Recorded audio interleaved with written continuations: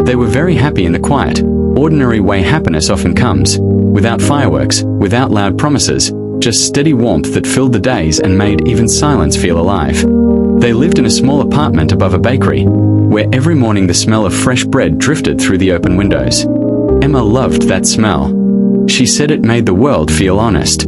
Daniel loved watching her lean against the windowsill with a cup of tea, her hair still messy from sleep, smiling as if nothing bad could ever reach them there. "We're lucky," she once said softly, almost as if she were afraid the words might break something. Daniel smiled, but inside, a strange tightness appeared in his chest. Lucky. The word echoed longer than it should have.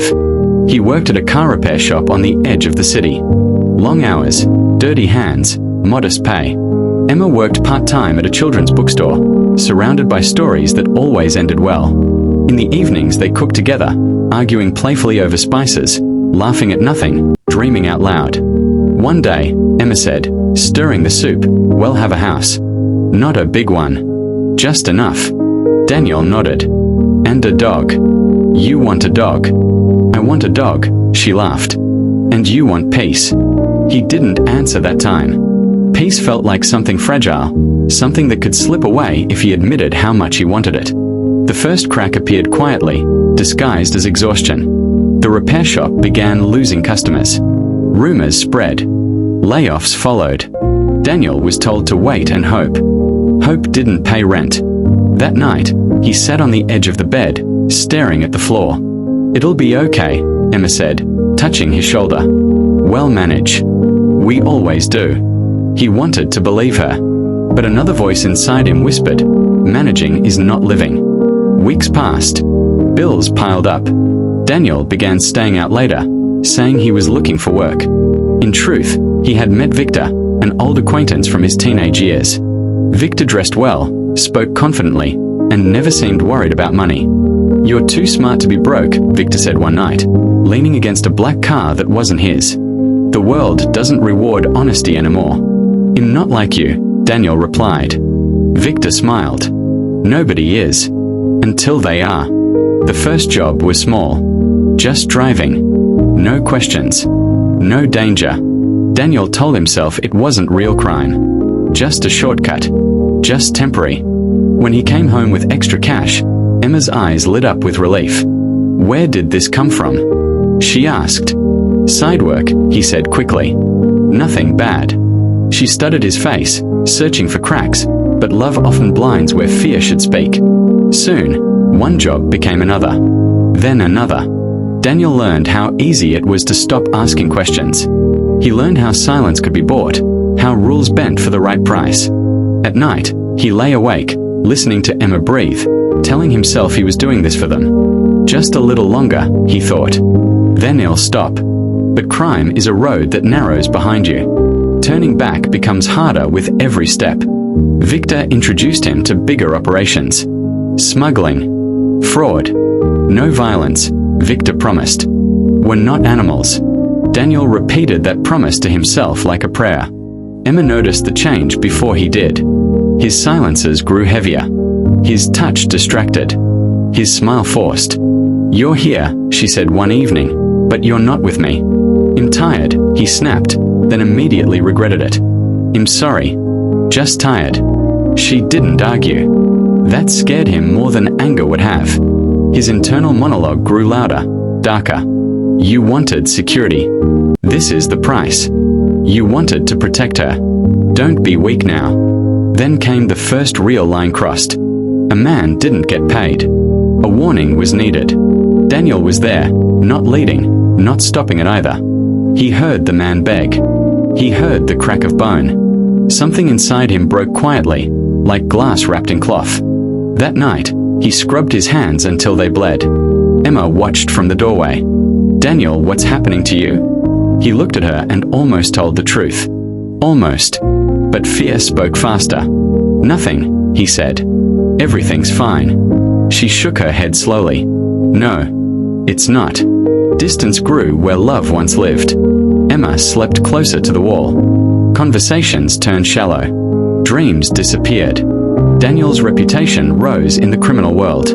He was calm under pressure. Reliable. Efficient. dangerous in his silence. Yet inside, he was constantly arguing with himself. This isn't you. This is who you had to become. The final breaking point came when Emma found the gun. She held it with trembling hands when he walked in. "Explain," she whispered. He tried. He failed. Words collapsed under the weight of truth. "You're scaring me," she said. "I don't know who you are anymore. I did this for us," he shouted. "For our future." She cried then, not loudly, but deeply. "I never asked for this future."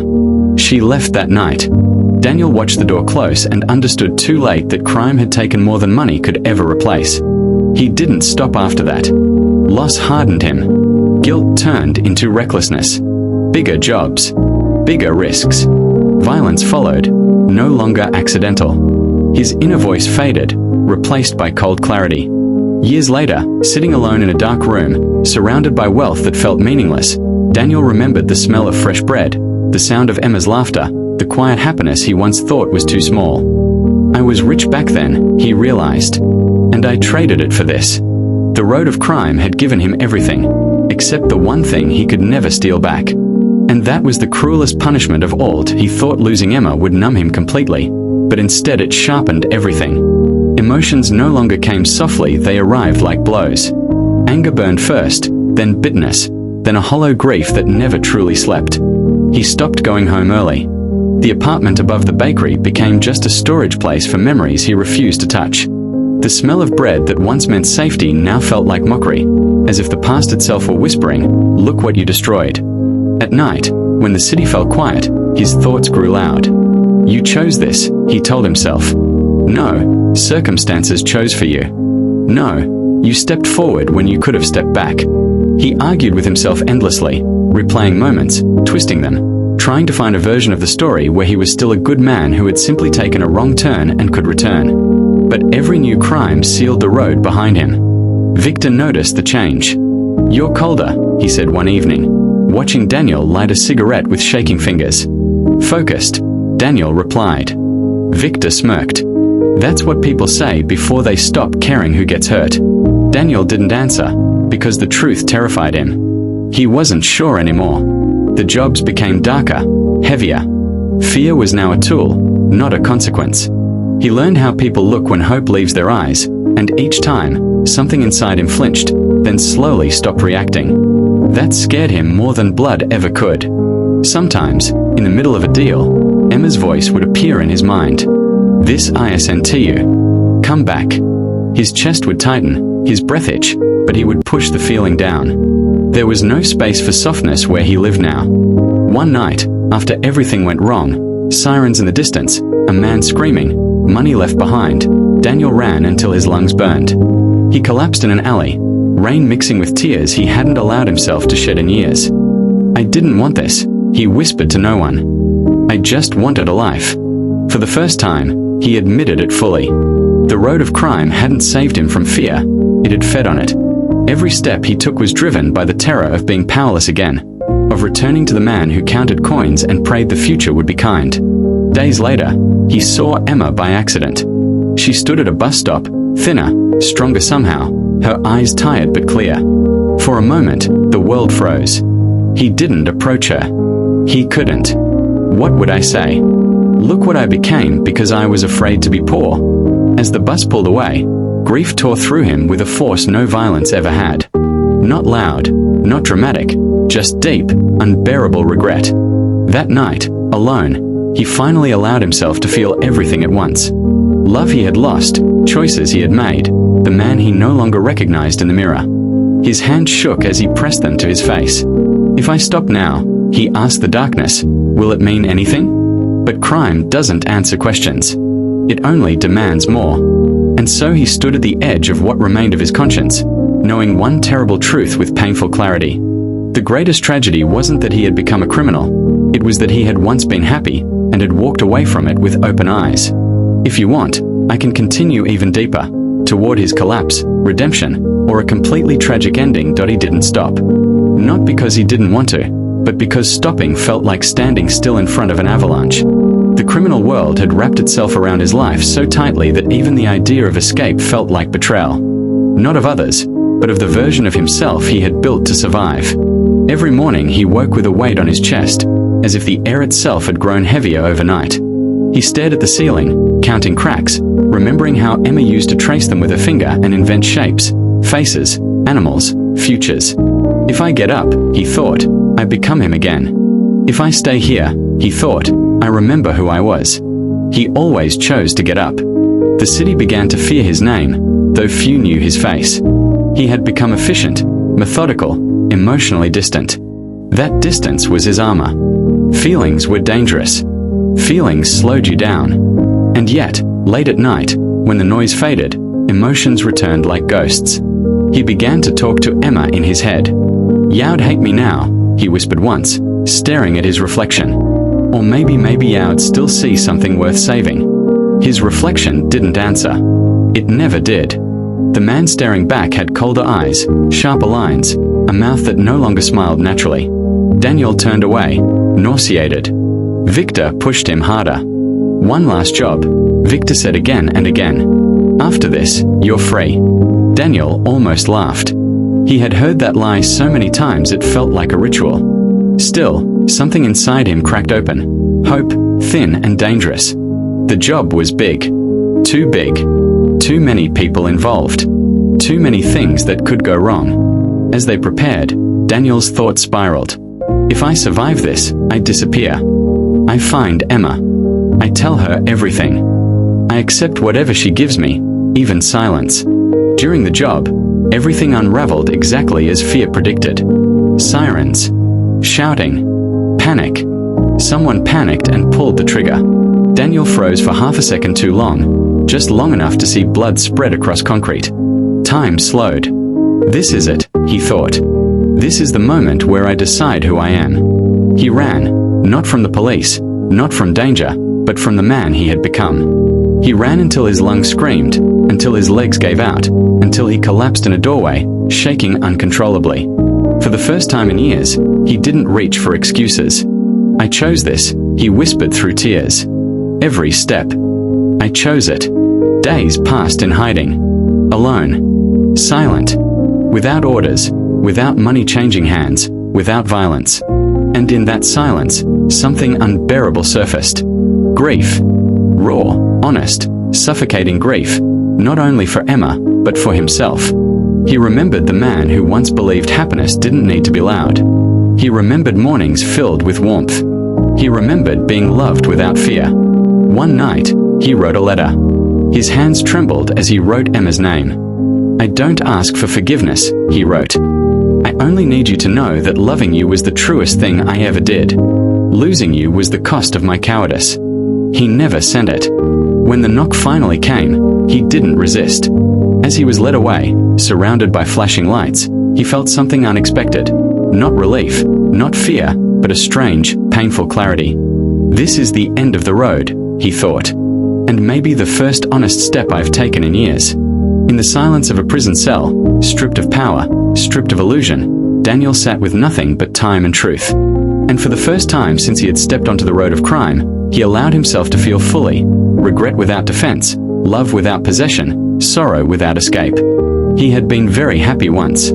And that memory, sharp and tender, became both his punishment and his salvation. The days in prison did not pass. They settled, heavy and unmoving, like dust on forgotten furniture. Time lost its shape. There were no mornings full of promise, no nights heavy with plans. Only routine, grey walls, and the echo of his own thoughts, now impossible to silence. At first, Daniel tried not to think. He counted steps in the yard. He memorized cracks in the concrete. He listened to other men's stories, each one louder, harsher, desperate to prove something. But when the lights went out and the cell fell quiet, there was nowhere left to run. That was when the memories came back, not as fragments, but whole, merciless scenes. Emma laughing at the kitchen table, flour on her cheek. Emma standing by the window, whispering, "We're lucky." Emma holding the gun with shaking hands, her voice breaking. "I don't know who you are anymore." He pressed his palms against his eyes, but it didn't help. "I know who I am," he whispered into the darkness. "I just learned it too late." For years, he had believed strength meant control. Control over fear. Control over money. control over others. Sitting there, powerless, he finally understood how wrong he had been. True strength had been waking up beside someone who trusted him completely, and choosing, every day, not to betray that trust. No one applauds that kind of strength. No one fears it. But it builds something real. Weeks turned into months. Months into years. Daniel began to notice small things again. The way sunlight briefly touched the wall during afternoon count, the sound of distant rain against barred windows, the rare quiet moments when the prison seemed to breathe. These moments hurt, but they also reminded him he was still human. One evening, an older inmate asked him quietly, "What did you lose?" Daniel didn't answer at first. Then he said, very softly, everything that mattered. That night, he dreamed of the bakery below their old apartment. He smelled the bread again. He woke with tears on his pillow and did not wipe them away. He wrote often now, not letters to send, but words to survive. Confessions without excuses. Pages filled with questions that had no answers. Why was happiness not enough? Why did I confuse fear with ambition? Why did I think love needed to be protected with violence instead of honesty? There was no redemption waiting for him, no dramatic forgiveness. He accepted that. Some mistakes do not ask to be repaired, they demand to be carried. Years later, when his hair had begun to grey and his hands no longer shook, a letter arrived. It was from Emma. The envelope alone made his chest tighten. He held it for a long time before opening it, as if touching the past might burn him. "I don't write to reopen wounds," she wrote. "I write because I finally forgave you, not for what you did, but for who you were when you were afraid. I hope you have learned to forgive yourself. I did not lose everything. I rebuilt. I hope, in your own way, you are rebuilding too." He read the letter again and again until the words blurred. For the first time, he did not feel crushed by regret. He felt grief, clean, honest, and human. The kind that no longer destroys, but reminds. That night, he stood by the narrow window of his cell and whispered, "I loved you the only way I knew how. I wish I had known better." He would never walk beside her again. He would never live the life they once imagined. But he finally understood the truth he had avoided for so long. Happiness had never been fragile. His fear had been. And the road of crime had not stolen his future. It had merely revealed the cost of abandoning himself. Daniel sat down on his bunk, closed his eyes, and breathed slowly. For the first time since he had stepped onto that road, he was no longer running. The story did not end with freedom, or romance, or forgiveness. It ended with awareness. And sometimes, that is the heaviest, and most honest, ending of all. That was the end of the story. Stay with me until we meet again.